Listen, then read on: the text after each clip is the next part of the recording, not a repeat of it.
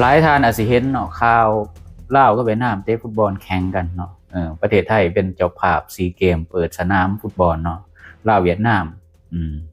เบิ่งหน้านี่อาจสิเป็นเกาหลีเนาะเป็นกรรมการเนาะแล้วก็ล่ำหน้าบัดนี้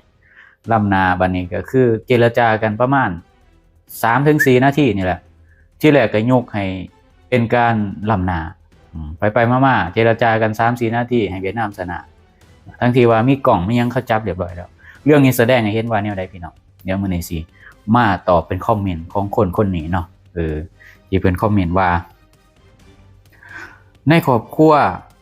ถ้าลูกหลานเอาเรื่องภายในครอบครัวไปประกาศให้ชาวบ้านชาวเมือง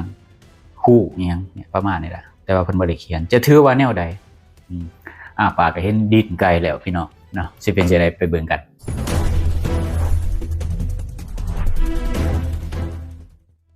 กับสวัสดีครับ FC ทั้งฟังไทยและก็สบายดีพี่น้องลาวทุกท่านเนาะเนาะมื้อนี้พบกันอีกเช่นเก่าเช่นเดิมในช่องวันทิงทูโนหรือว่า1เรื่องต้องรู้สำนวนลาวเนาะ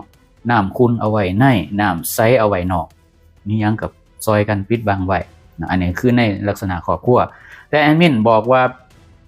ปากเห็นลิ้นไกลแล้วนี่ก็คือแอดมินหูความคิดของคนนี้เขาคิดว่าแอดมินเนี่ยเอาเรื่องภายในประเทศนี่เรื่องซอราดบังหลวงหรือเรื่องหยังก็แล้วแต่ที่แอดมินเว้าอยู่ซุมื้อวิจารณ์ไปซุมื้อ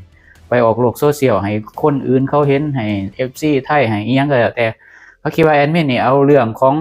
รัฐบาลเนาะรัฐบาลลาวเปรียบเหมือนพ่อแม่เอาไปขายขี้หนาหยังนี่แหละประมาณนี้แหละแอดมินรู้แหละว่าคอมเมนต์ในลักษณะนี้นี่คิดแบบใด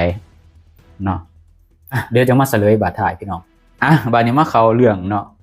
ฟุตบอลลาวเวียดนามเลยเนาะเอาในแง่ของเรื่องฟุตบอลก่อนแล้วก็เรื่องคนภายในประเทศหรือคนภายในครอบครัวเดี๋ยวสิบอกก็คือเขาก็ต้องไปเว้ากันอยู่แล้วแหละว่านี่ตัดสินแบบนี้เนี่ยสิยอมรับบ่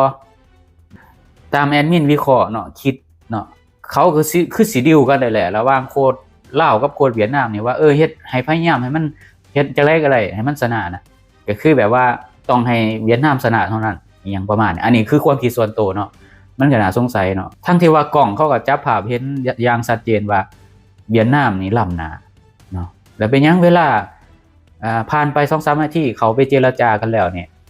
เป็นหยังคือให้เวียดนามชนะแน่นอนคันมันโค้ชลาวบ่ยอมนี่ก็มันก็สิออกมาลักษณะนี้มันเป็นไปได้บ่ถ้ามันทุกคนเป็นโค้ชเนี่ยเอาวิดีโอเนี่ยมาถ่ายว่ามันล้ำหน้านี่ถ้าทุกคนเห็นแบบนี้นี่สิยอมบ่พี่น้องถ้าแม่นว่าพวกท่านเนาะเป็นโค้ชท่านสิยอมบ่หลักฐานชัดเจนแบบนี้เนาะบ่ยอมแน่นอนแต่ว่าเป็นหยังลาวคือยอมเนาะก็แล้วแต่สิคิดเนาะเป็นหยังแล้วลาวจังยอมมันก็สิบ่เขาอาจสิดีลกันหรือบ่ก็บ่ฮู้เนาะอันนี้อาจสิยอมกันหรืออาจสิหยังก็บ่ฮู้แหละอันนี้ก็บ่ฮู้เนาะเพราะว่ามันก็น่าสงสัยมากในลักษณะนี้นะบัดนี้อันนี้ก็คือบ่ว่าสิเป็นทางเรื่องลาวเวียดนามหยังก็แล้วแต่เนี่ยเรื่องคำว่าพี่ว่าน้องหรือว่าเรื่องในครอบครัวหยังก็แล้วแต่สุดท้ายแล้วเนาะบ่มีไผอยากเสียเปรียบเวียดนามเองเขาก็บ่อยากเสียเปรียบบ่ว่าทางด้านการกีฬาทางด้านการเมืองก็อย่าเขาบ่ได้อยากเสียเปรียบที่ลาวคิดว่าเวียดนามนี่อ้ายน้องกันนั่นนี่ถ้าไปเบิ่งในประวัติศาสตร์เนี่ยแท้ๆเนี่ยเวียดนามเขาบ่ได้เฮ็ดเพื่อลาวเขาเฮ็ดเพื่อเขาเนาะเวียดนามมาซอยลาวนี่ก็บ่แม่นเนาะเวียดนามเขาซอยเขาเองโดยอาศัยแผ่นดินลาวไปยึดเวียดนามใต้ผลประโยชน์เขาเบิดเนาะทรัพยากรเขาก็ได้สุดท้ายแล้วมาเบิ่งคักๆเบิ่งแท้ๆแล้วเนี่ยลาวบ่ได้มีหยังเรื่องฟุตบอลนี่คือกันเรื่องฟุตบอลนี่มันก็น่าสงสัยว่าลาวอาจสิยอมเขาแล้วก็เรื่องอันนี้คือกันครอบครัวคือกันเนาะตามที่คอมเมนต์เพิ่นได้คอมเมนต์ไว้เนี่ยแน่นอนอยู่แล้วเนาะก็เป็นครอบครัวกันแท้ๆมันเอาไปเว้าเนาะเอาไปวิจารณ์มันก็ถือว่าเป็นคนบ่ดีแต่ครอบครัวบางครอบครัวเห็นเฮาเป็นพี่เป็นน้องบ่มันมีได้พี่น้องอันนี้คือกันถ้าท่านคิดว่าเอาเรื่องของผู้นำบริหารผิดพลาดไปเผยแพร่หรือไปโจมตีหรือไปอิหยังก็แล้วแต่ตามที่พวกเจ้าคิดนะจะว่าเป็นคนบ่ดีนะแต่เจ้าลองคิดเบิ่งว่าสำหรับประชาชนเนาะคิดว่าเขาเฮ็ดดีแล้วหรือยังเฮาเว้าตามความเป็นจริงพี่น้องเว้าตามความเป็นจริงบางคนว่าต้องดีต่อพี่ต่อน้องแต่บางคนพี่น้องเนาะทำหัวกันออกมานี่แบ่งผลประโยชน์บ่ตรงกันยังบ่เผาผีกันเลยอันนี้เว้าตามความเป็นจริงย่านกันลืนหักหลังกันเนาะเพราะฉะนั้นแล้วนี่ถามว่าเฮาต้องเอาเปรียบคืนบ่ได้เนาะเฮาต้องเอาความยุติธรรมแนวใดยุติธรรมคันเฮาผิดแท้ าก็ยอมเข้าไปคันเฮาบ่ผิดแท้การยอมพี่ยอมน้องที่ทั้งที่ว่าพี่น้องเฮ็ดผิดนี่เท่ากับเฮาสนับสนุนเฮ็ดให้เขาติดนิสัยแบบนี้ผิดก็คือผิดก็บอกเขาไปเลยเขาเฮ็ดผิดเรื่องชาติบ้านเมืองคือกันรัฐบาลเฮ็ดผิดบ่เห็นหัวประชาชนเก็บเงินประชาชนขูดรีดประชาชนแล้วก็พนักงานต่างๆเนี่ยโกงชาติบ้านเมืองแต่ว่ารัฐบาลบ่สามารถที่จะจัดการได้เนาะแล้วก็เรื่องกฎหมายเรื่องหยังที่มันบ่เท่าเทียมเนาะระหว่างคนมีอำนาจคนมีเงินนี่กับประชาชนธรรมดาทั่วไปเนี่ยสิ่งเหล่านี้ที่ผู้นำประเทศหรือผู้บริหารผู้รักษากฎหมายหยังก็แล้วแต่บ่สามารถที่จะจัดการให้มันยุติธรรมได้ให้มันให้ประชาชนนี่ได้รับผลประโยชน์ได้หรือว่าบ่เห็นหัวประชาชนหรือเห็นประชาชนเป็นของตายหยังก็แล้วแต่ท่านยังคิดว่าพวกเขาดีพวกเขาเป็นพ่อเป็นแม่บ่ซึ่งมันบริบทมันแตกต่างกันกับอยู่ในคอมเมนต์มาเนี่ยบริบทคันเฮาเอาเรื่องคนในครอบครัวเอาเรื่องพ่อเรื่องแม่ไปวิจารณ์มันดีว่ามันก็บ่ดีถ้าแม่นว่าเป็นพ่อแม่แท้แต่นี่มันบ่แม่นพ่อแม่แท้เนาะทุกคนมีสิทธิ์เท่าเทียมกันผู้บริหารที่คนที่เขามีความสามารถมันก็มีหลายเนาะแอดมินเว้าแบบนี้แล้วเดี๋ยวบางคนก็โอ้อยากเป็นนายกแอดมินบ่ได้อยากเป็นนายกบ่ได้เป็นผู้นำประเทศอีหยังแอดมินต้องการคนบริหารตรงไปตรงมาแล้วก็มีความยุติธรรมผิดก็คือผิดถูกก็คือถูกเนาะประชาชนเดือดร้อนก็ต้องเลี้ยวเห็นก็ต้องเห็นประชาชนขายทรัพย์สมบัติขายทรัพยากรต่างๆเนี่ยต้องเบิ่งนำว่าประชาชนเดือดร้อนบ่ประชาชนได้ผลประโยชน์หรือประชาชนได้เสียผลประโยชน์ระบบเศรษฐกิจนี่เอาต่างชาติเข้ามาเนาะครอบครองเศรษฐกิจเนาะทับผลประโยชน์ของคนลาวหลายเกินไปบ่นี่แหละเฮาต้องเบิ่งคืนว่าคันแม่นว่าพ่อแม่เฮ็ดบ่ดีกับลูกเฮาสิเว้าบ่ได้บ่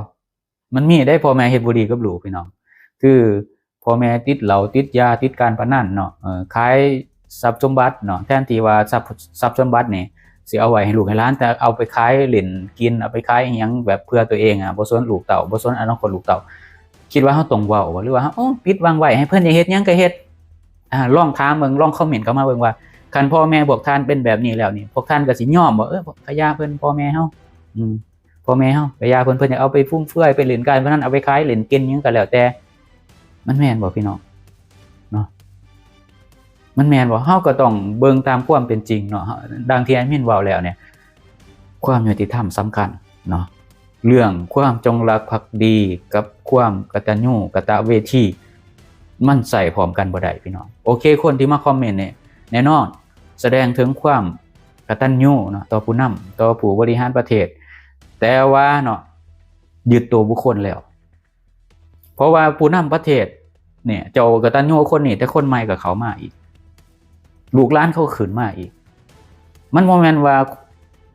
คนที่เจ้ากตัญญูนั้นมันเป็นคนเดียวเด้มันเป็นคนที่ระบบเครือญาติมันเป็นคนที่เขาสืบทอดนี่หยังก็บ่ฮู้แหละที่มันขึ้นมาแล้วเนี่ยมันก็เป็นคือกันเบิดเพราะฉะนั้นแล้วความกตัญญูกับความจงรักภักดีต้องเลือกอันใดอันหนึ่งเช่นเฮาจงรักภักดีต่อชาติบ้านเมืองต่อแผ่นดินลาวของเฮานี่บรรพบุรุษเพื่อสิสร้างมาได้เนี่ยเฮาต้องเอาความจงรักภักดีต่อชาติบ้านเมืองดีกว่าต่อประชาชนสิให้ผู้นำมาขายสิให้ผู้ใดก็บ่ฮู้ตระกูลเครือญาติไผก็บ่ฮู้เอากันขึ้นมาแล้วก็เปลี่ยนกันจังซี่ประชาชนเสียผลประโยชน์อยู่ตลอดเนี่ยลองคิดเบิ่งว่าคันเฮาบ่เว้าเท่ากับว่าเฮาเป็นลูกหลานอกตัญญูเป็นลูกหลานที่นี่ละคุณต่อบรรพบุรุษเราเพิ่นสร้างบ้านแปลงเมืองมาอย่างยากลำบากแล้วเฮามื่นหูมื่นตาเบิ่งซื่อโดยการบ่เว้าบ่หยังที่จริงแล้วผู้นำที่เฮาถือว่าเป็นพ่อเป็นแม่แต่มาเฮ็ดแบบนี้กับเฮาขายแผ่นดินที่บรรพบุรุษลาวเจ้าประงมเป็นผู้ถอนพวกมาเพื่อสิได้เอาเอกราชของคนลาวเอาอธิปไตยเอาผลประโยชน์ของคนลาวมอบให้ต่างชาติเกิดมันแม่นบ่พี่น้องตกลงว่าแอดมินผิดหรือคนคอมเมนต์คนนี้ผิดนะโอเคสำหรับมื้อนี้ขอมุกขอบใจขอบคุณขอบคุณสำหรับทุกท่านที่ให้เกียรติเข้ามาติดตามฟังชมหรือกดไลค์กด Subscribe เพื่อสิบ่พลาดคลิปต่อไปอีพีต่อไปสำหรับมื้อนี้ขอกล่าวคำว่าสวัสดีครับสบายดีบาย